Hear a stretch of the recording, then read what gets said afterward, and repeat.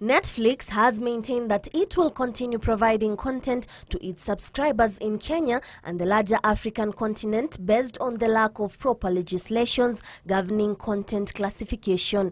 According to the Kenya Film Classification Board CEO Ezekiel Mutua, the US-based company is using lack of clear regulatory regime on online content to run away from being policed.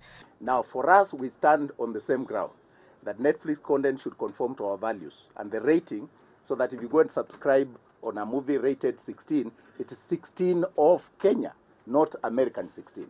And therefore the content, you are sure that it will not erode the values of your children. A lot of wonderful things that are happening on the African continent, and there are a lot of opportunities that are coming up on the African continent, and Africans must lead, and lead decisively in the area of legislation, policy development, and actually be able to say we know what is happening in our continent. We know how to shape our continent.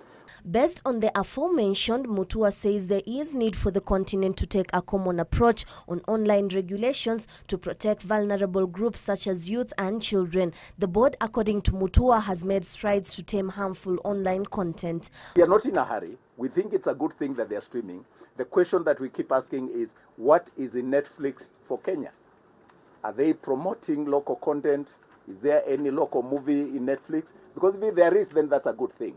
If we can get that, that's a good thing. If they can conform to our local ratings, that's a good thing. If they can promote our values by carrying our content, it's a good thing. What these entities do, they run media campaigns behind our backs. So you just wake up, there's an article that you are being blamed for not allowing so and so to come in and apply trade in the country. So it was important that we have a framework so that there is conformity, there is uniformity, and we standardize the engagements with these entities.